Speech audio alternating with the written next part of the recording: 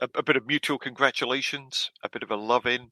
That's what it's all about. What more can anyone want? Look, I told you, whereas Frankenstein's RPG pod is the Today programme, right? This is the shipping forecast of podcasts. So that's the niche we occupy, and we like it here. Oh, it's delightful. North at Sierra, south I was going at to say Sierra. Jeremy Kyle for Frankenstein, but that's fine.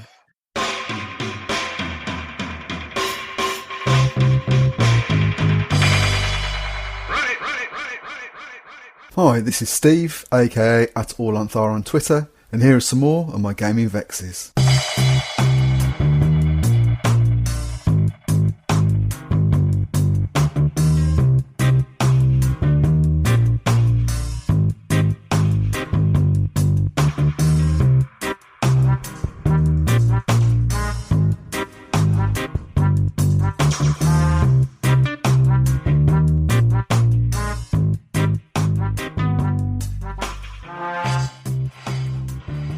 Hello, on this episode I'm joined by Rick @Lentillers, Doc @Dracowie, and as guest of honour Matt Broome @Asako So, the tireless organiser and unrepentant samosa pusher behind the Owlbear and the Wizard Staff Gaming Convention.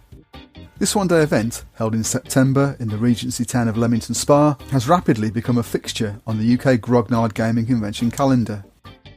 It was doubly welcome this time round, as it was the first full face-to-face convention event that's happened since the pandemic got into full swing.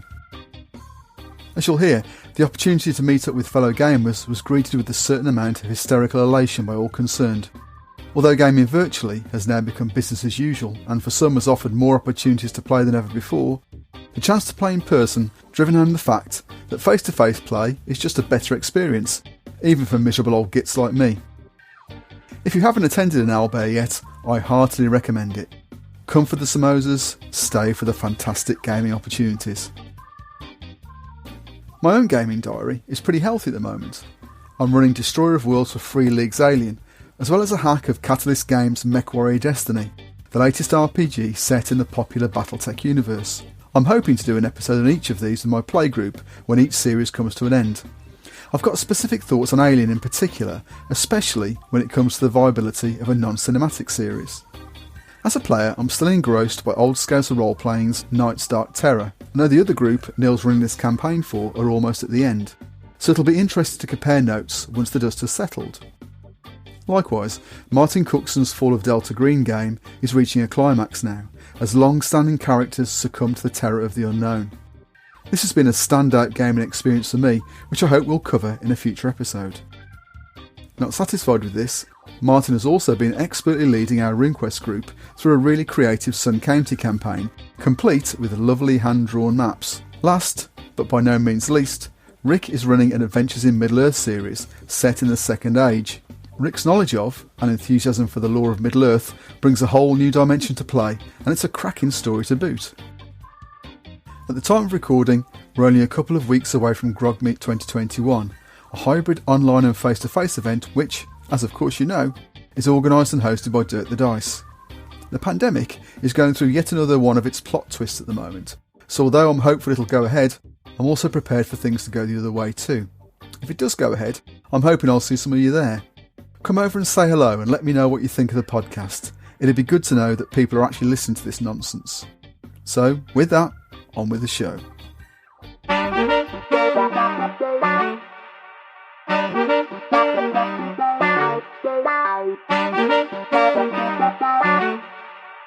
So, we're joined by tabletop role-playing games answer to Dave Grohl, the nicest man in tabletop gaming, Matt Broome. Hi, Matt. Thank you, Steve, for that introduction. Thanks for having me on. Very kind of you. No, thanks very much for joining us. And so this evening, we're going to be talking about the Owlbear and the Wizard Staff, which is an absolutely fantastic event, which happened at the time of recording. It was about almost a month ago, 3 weeks ago, something like that. Yeah, that's right, 18th of September.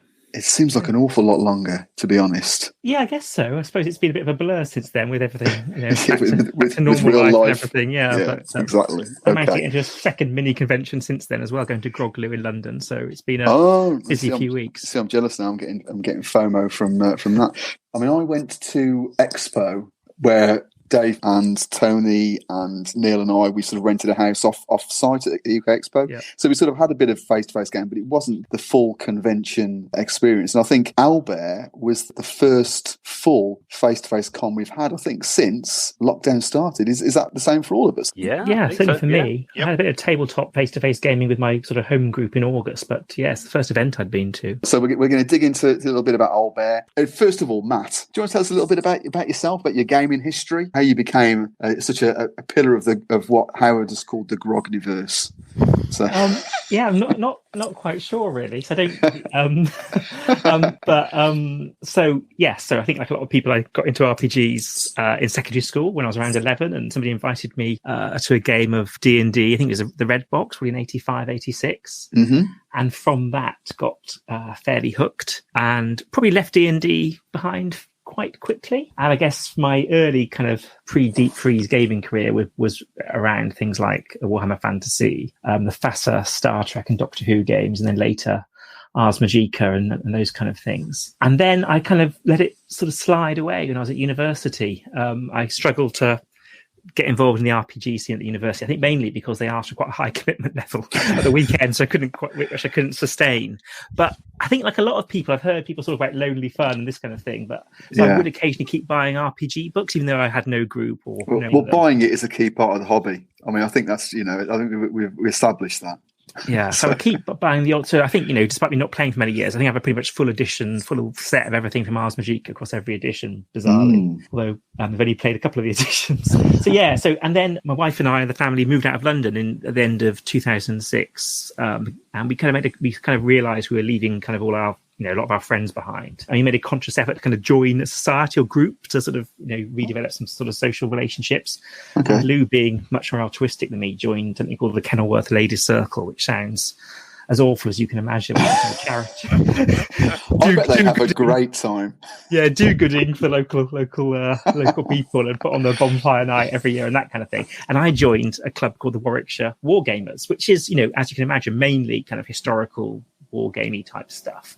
Yeah. But within that group, there were some RPGers, and one of the kind guys there invited me to a game of RuneQuest 2, RuneQuest Classic, and that kind of just restarted me again. So you didn't have the deep freeze things like a lot of the rest of us did? Well, I stopped playing for, what would that have been? Yeah, for probably about 15 years it would have been. Yeah, but you didn't leave it behind completely, because you say you were still buying I kept stuff. Buying and reading a little bit, yes, exactly. Yeah. But stopped playing. And I guess people do what they can, like a bit of computer RPG type stuff and that kind of thing.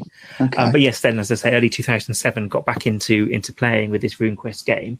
And then the group of, as I say, predominantly wargamers I with really wanted to play Shadowrun. So the first new game of my second RPG life was Shadowrun. I think, was it 4th edition? I ran and played, or 5th edition for them, and it was great. And then, I think I got into Twitter for work, bizarrely, first of all. And then I thought, I was away at a conference and was a bit bored one evening. I thought, let's see if there's an RPG Twitter, and that's kind of how I met lots of other people and etc. And the world opened up before your fingertips on that Twitter panel. Yeah, I think it's only just me in the world, but actually that's not the case.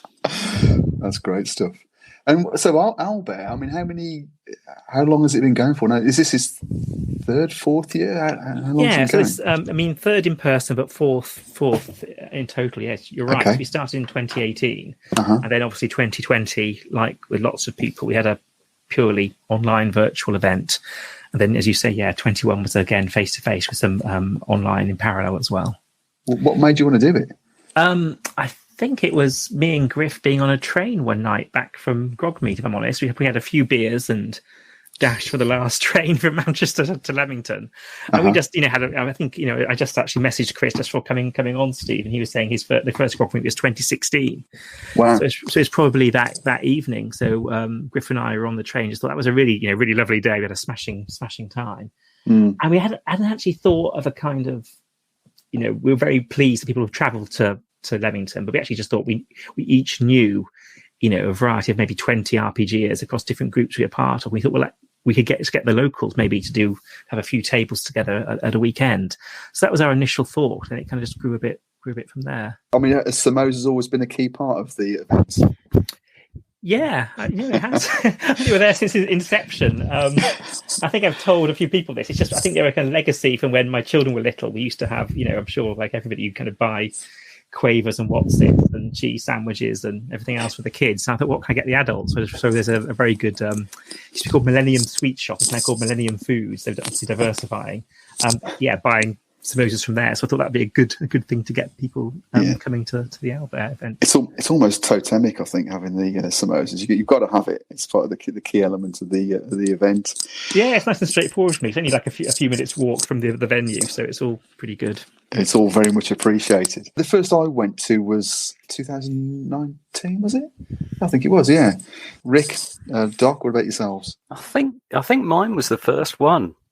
I think it was actually. Yeah, it was the first one. And samosas, I can only second that.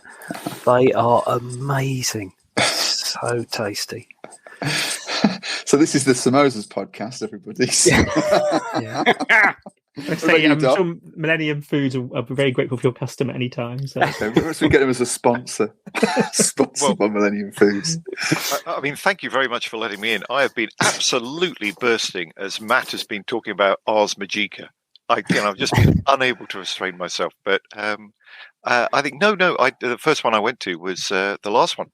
I hadn't been up to it up till then because there was, I mean this in a positive way, that there were lots of other cons in the olden days, and Leamington Spa is a long way away from you, isn't it? Yeah. So, but I mean, I was missing you guys so much.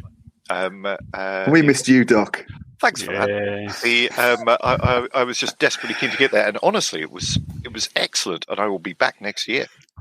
Yeah, definitely. Yeah, I really enjoyed it. Thank you all for coming. It was great to see you. So the first con, was that just a one-dayer, or was it a morning, or was it just 20 people, or how has it changed over the years, do you think? It has certainly got bigger. I mean, I think prior to the pandemic or the run-up to 2020, I had been thinking about a kind of half day on the Sunday too, but I kind of haven't quite implemented that as yet because obviously the concerns this year about keeping it again a little bit smaller. So it grew. So I think at its peak, I think in 2019 we had about 75 attendees in total, and I think you were there, Steve. You very kindly ran, I think, some D&D for me and stuff. I did, yeah. It was good fun. Yeah, it's great fun. In fact, I mean, I played King of Dungeons and ran D&D. Oh yeah, of course, with Baz, excellent. Yeah, so we had, I think, 13 tables, and that was probably the capacity of the venue, actually. I remember it was a little bit tight where you were perhaps upstairs. So it was hot, I remember that. Yeah, so I think we kind of limit that kind of size, really.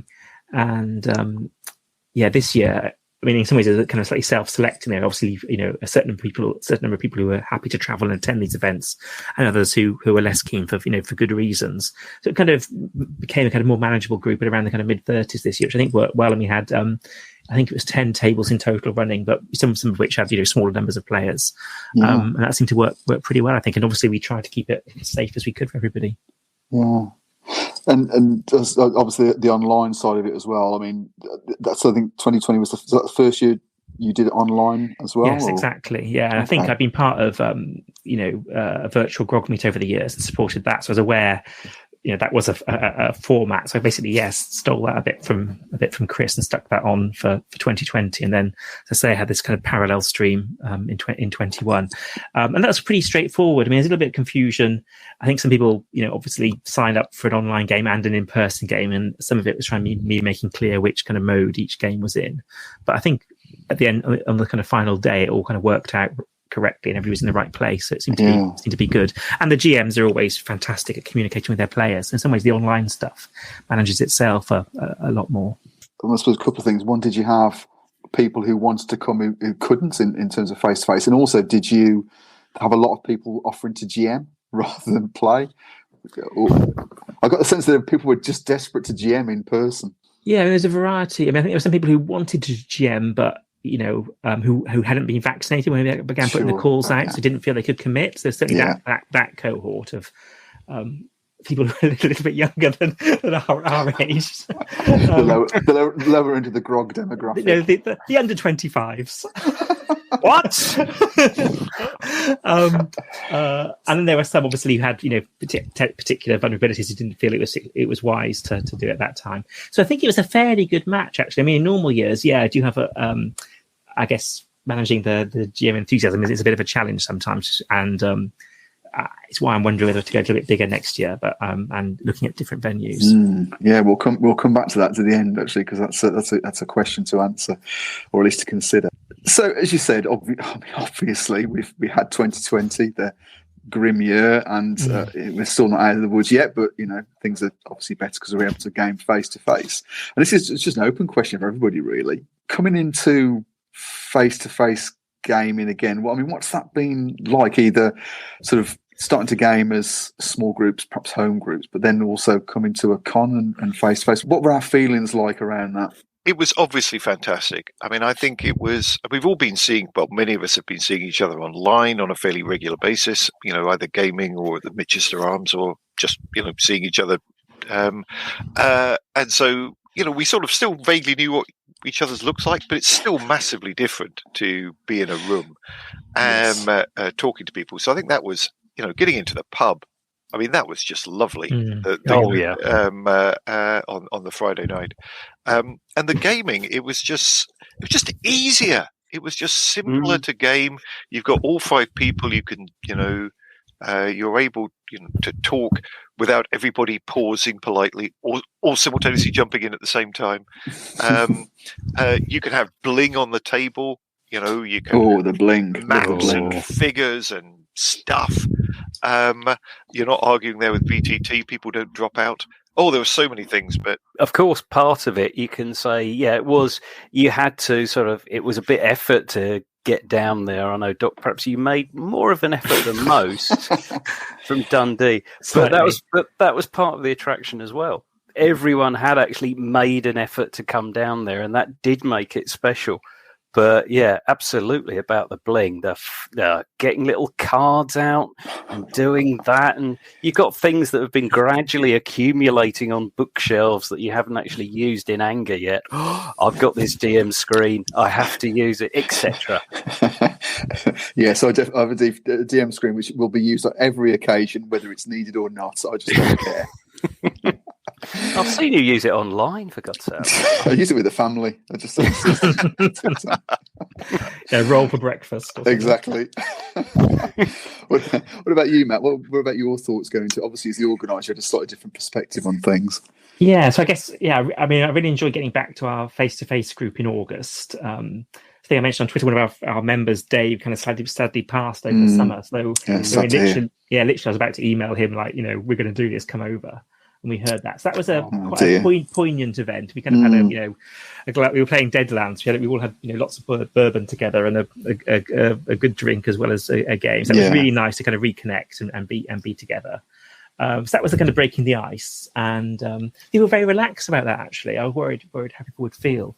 And then, I suppose for me, I know Doc was very helpful to me as well in sort of talking through some of it. I just felt very responsible for people's, health and well-being. Really, didn't want to cause any awful things to happen. So I guess my main feeling was just around, as I say, trying to minimise risk and try and keep it safe for everybody. So I guess that was my main feeling. And then, but once I was there, I think as Doc and Rick have said, you do feel very natural and back to doing it, and it kind of felt really lovely to be gaming properly again and hearing that kind of hubbub in the room. For me, yes, the social events are just as fun as the gaming bits. I think the pub and the curry and all that. Pub and curry. Oh my word! When Doc said about the pub, on the first night when a lot of us turned up, I practically exploded with glee. Actually seeing people in 3 dimensions, it was, as you say, Doc, it is so different. Most of my gaming, even before the pandemic, was online anyway, just because of the job I have, and so actually face to face game was a rarity. But it was so brilliant to actually see people face to face. Friends, obviously, a big group of friends there. But as you say, Rick, I think when you sort of when you're running a game or playing a game in person, is a completely different feeling. And I think it is.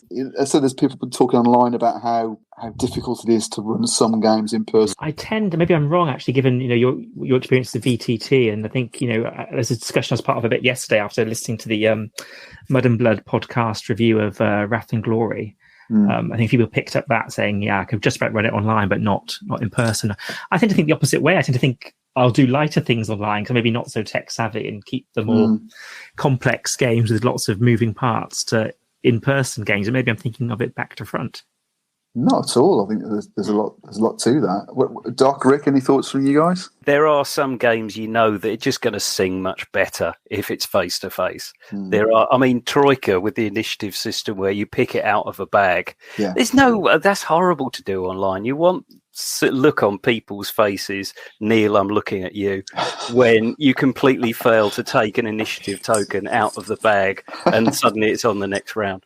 That kind of thing just will not work online. Yeah. But I don't know what you mean about the more complex ones and the kind of automation you can get with them. That's a definite advantage, I think. I don't think whether we want to go back to Earth Dawn.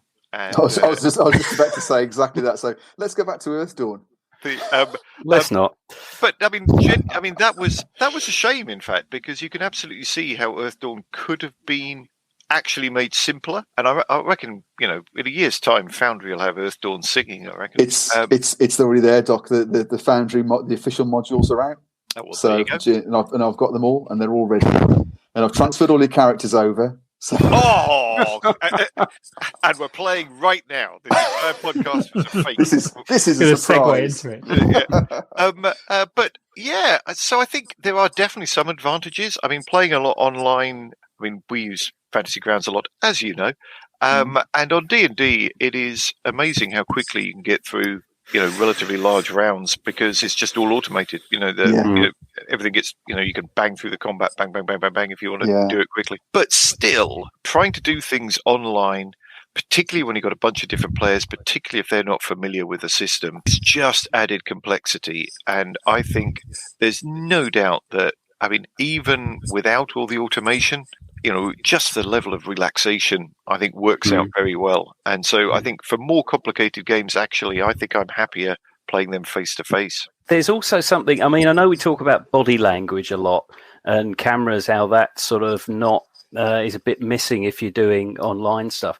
I realise what also you miss is the larger things, the actual movement, the acting out of things that are happening. Yeah. It's very relative to the scenario because we're playing Vaesen, but Blythe leaning forward and saying, "Have a pie," was one of the most sinister things I've seen in some time. But that wouldn't have anyway have worked for online. It wouldn't anyway had the same impact. Yeah, his pie business went bankrupt as well, I think, Rick. Oh, there's all kinds of. You don't want to know about the contents of his pie. You really don't. Oh, thereby hangs a tale. No, I agree because I'm one of these people that when I GM face to face, I GM standing up. I know I'm genuinely standing up on. I know it's difficult with being vertically challenged as I am, but I prefer it. And you get a much higher level of energy. Strangely enough, I wear a Fitbit and it registers your calorie usage. And I think one of my highest ever weekends of calorie usage was grog meat. Oh yeah.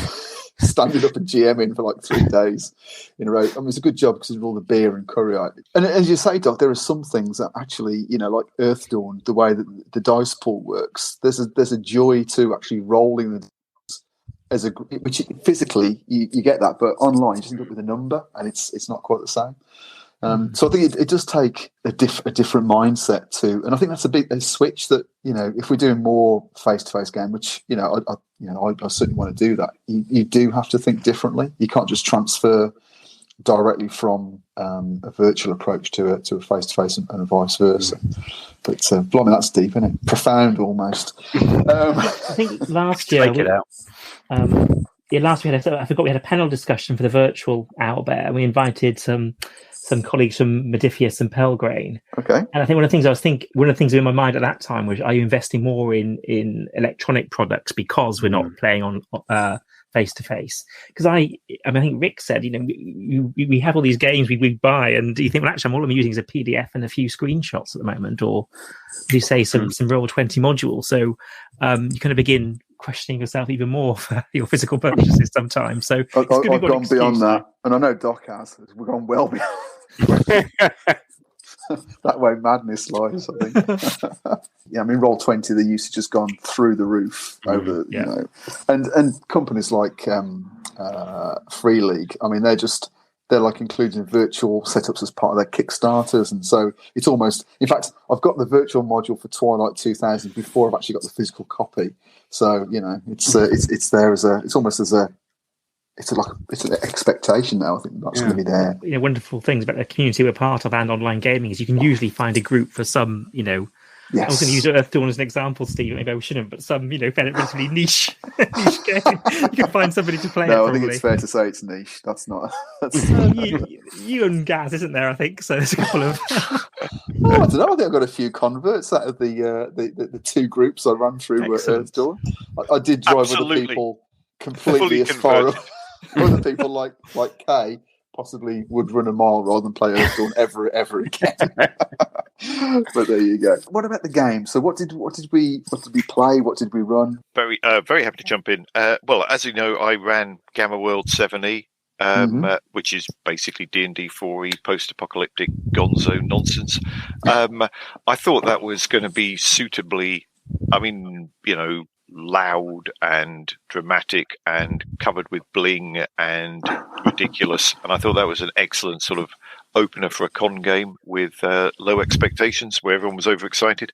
And I think that was exactly what it was. I think Dirk and Ian Cooper and Chris and Ed, they were all so glad to be there that their critical faculties were surprisingly low. I think you're underselling yourself there, Doc.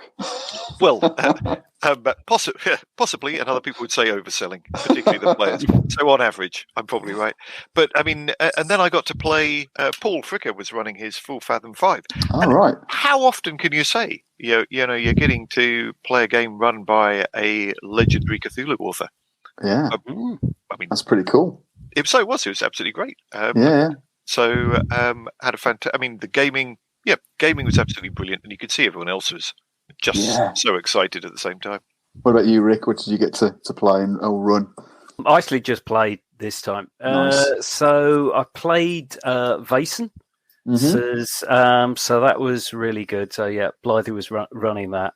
And and he freely admitted that he just bought the PDF along because the book is so beautiful. He wasn't going to let it out of the house. It is a beautiful book. Yeah. And I'd made exactly the same calculation. I wasn't going to let that one out. So I played that in the morning. That was fab. And in the afternoon, played a bit of DCC, which was very DCC. Is possibly the best way I could describe it. So yeah, that was a lot of fun as well. Yeah, it's great. I've heard. I haven't played either of those. I've got Vaesen, but I've heard a lot of good things about Vaesen in terms of the way it plays and the atmosphere it evokes. Oh, it is really good because it's not Cthulhu. It's not that kind of thing. It's not grim horror. It's kind of melancholy folk stuff. I think folkish horror. I think is the best way to do it. And the clever thing that they've done, of course, they put it in Sweden, turn of the 19th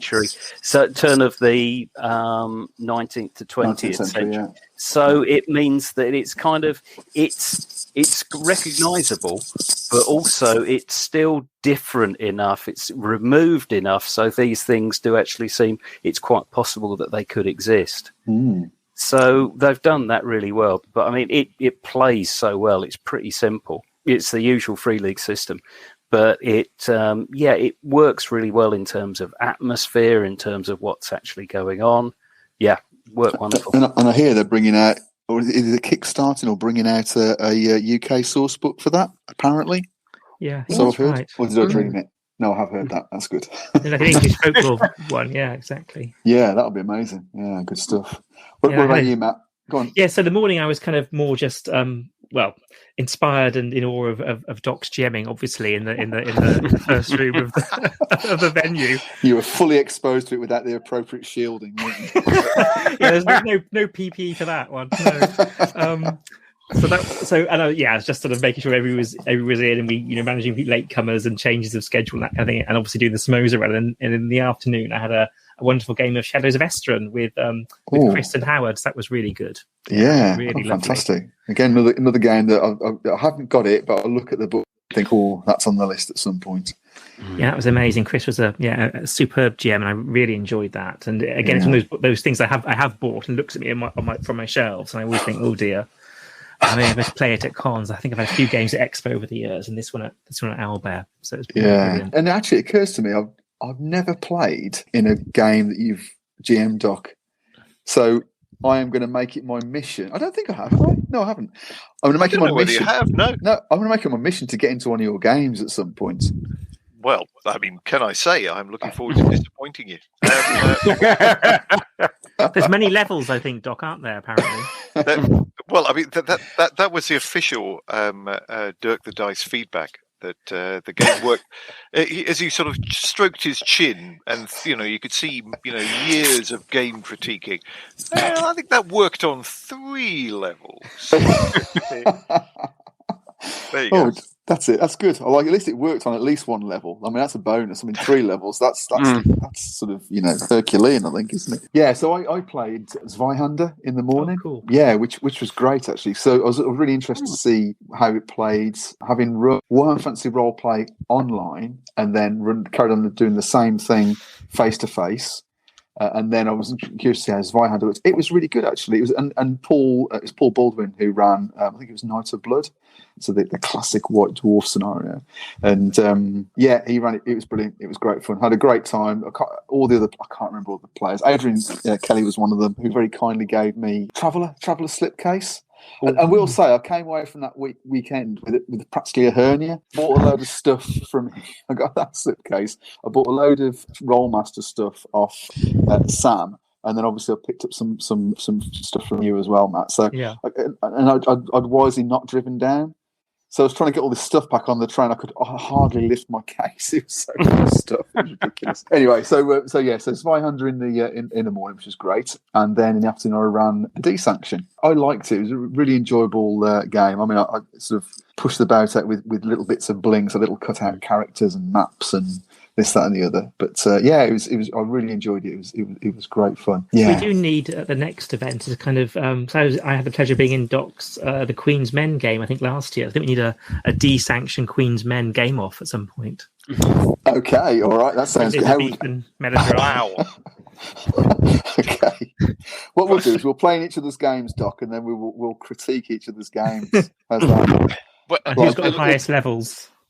I look forward to doing that, particularly if we do it online. So, you get to edit it. So maybe that will. That's the perfect way to do it, I think. Yeah. I mean, I think we're getting a sense of overall reflections on the event. It occupies that point in the year. So you sort of have the summer where we have Expo in the middle. Which is, we do a bit of gaming and we sort of get together a bit, and then there's a bit of a break, and then we have the September, which is with Albert, and then of course we've got Grog Meet, in November. So it's almost like it's part of it's a gaming fixture for the year now. So hopefully it's going to continue because I really, really enjoyed it. So for the future of the event, I mean, you said obviously you were thinking about doing things slightly differently than the pandemic hit. So again, we're not going to hold you to this, but what are your thoughts about, what Fairs and Wizard Staff will look like? Yes, I think the timing is as you said, is probably a good one. I mean, it's kind of in my head. It was kind of let's get August out of the way and kids back to school, and then think about it. The one event that kind of happens in mid-September, which has lost us people over the years, is some people drop kids off to university around that weekend. So I think poor Neil missed one year, and I think Lee Nielsen, who's a local gamer, couldn't come this year. But I guess you're never going to find a perfect weekend. So I think that kind of mid-September slot is pretty good. Then, as you say, we've got a bit of a gap then till Grog Meet in November, then Dragon Meet in December for those who want to go to that. So the thing for me is whether to think about a different venue. I mean, it is a little bit basic where we go at the moment, and to go and explore kind of the Irish Club in Leamington as an alternate venue, perhaps for next year, which has I guess a bit more professional on one level in the sense it's cleaned and all that thoroughly before we use it, and got quite a lot of space. More than one toilet. Exactly. Well, I know it's you people today, yeah. So it's got those, and it's got a bar that opens at lunchtime. Oh dear. The downside is it is a club, so there's an area of it we couldn't book, and the club members have to be able to come in. So there's a bit of a swings and roundabout thing. Yeah. But I think overall it might be a good idea. There's more parking and that kind of thing. So I'm tempted to do that, and I think we could we could manage to get a couple more tables in, and there's a nice kind of, you can sit out on the river. So if it's a sunny day, it could be very pleasant out there. Yeah. So you were thinking maybe about expanding it the Sunday morning, or? Yes, that was one thought we had. Was I guess, as I say, when we were planning for the September 21 before the pandemic hit, talking to Matt and some of my friends locally about some kind of open gaming session on Sunday morning, so some sort of pick up and play either board games or some short RPGs or indie stuff on the Sunday morning. So maybe less kind of things to book into. People could either just come along and chill out and chat, or do a bit of that. So that was our thought for 2020. But yeah, we could have just another table put on Sunday morning to lunchtime. Okay, so it sounds as though the Owlbear is going from strength to strength. It's hopefully like the rest of us and gaming generally is emerging from the horribleness of the last 18 months or so. And the rest of you guys, any other points you want to bring up? Anything yourself, Matt? Obviously, anything else you want to say at that point? I think I was a bit. It sounds a really stupid thing to say. I was a bit surprised how popular D&D was when I first began organising conventions. Strangely. I think this is because obviously we all tend to play different games, perhaps. But so I think I might have to go back to that. And I know you kindly helped with that, Steve, so make sure we have a couple of tables of D&D. And again, I think to corrupt people, that's quite good, because I quite often have people sign up saying, I'll play D&D and they'll swap something else in the afternoon. So right, okay, it's quite a good way to get attendees in. And the nice thing about Leamington, it's got a lot of computer games. So a lot of people I game with work in the computer game industry. So Griff and Matt and others. So a lot of people who play the kind of games we enjoy to also improve their skills at creating computer games. So we're lucky to have quite a lot of gamers locally, which is quite helpful as well. Yeah. So you need someone to throw themselves on the 5e sword, then, do you? So I'd like to formally propose Neil Benson for that. I think he'd be. He'd love it. Cool. I'd be very happy to do that. If you need that, man, I am there for you. Thank you. With figures and dice and the whole thing. And a Matt Mercer wig. That's a photo opportunity right there, isn't it? Really. We did have a think about a prize next year for a kind of 4E Owlbear and Wizard Staff themed adventure. So you might go for that, I think, as well next year. Wow, okay. The 4E love from Graham and Phil and others. Yeah, Graham Speary and others. Yeah, absolutely. Well, having picked up that Darks and stuff, I've been looking at, because I've never played 4E. And I'm looking at it thinking, and then listening back to a certain other podcast that should be nameless, where Doc talks an awful lot about 4E. And thinking, perhaps this is something I should some jump on. That's good. All right, okay. So thanks very much, guys. Thanks very much, Matt, for coming on and talk about Owlbear. So it's a brilliant event and thoroughly appreciated. Thank you all for your support and kindness. Thank you. Oh, no, it's brilliant. You're very welcome.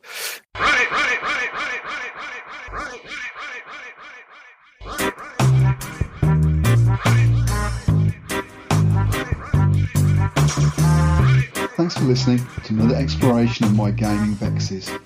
If you've got any thoughts you'd like to add to what you've heard here, or a gaming vex of your own you'd like to offer up for discussion, you can contact me on Twitter @AllLengthR, or you can leave a voice message. The link's on the podcast webpage on Anchor, or can be found in the show notes. Until the next time, may all your games be free of vexatiousness, and be excellent to each other, always.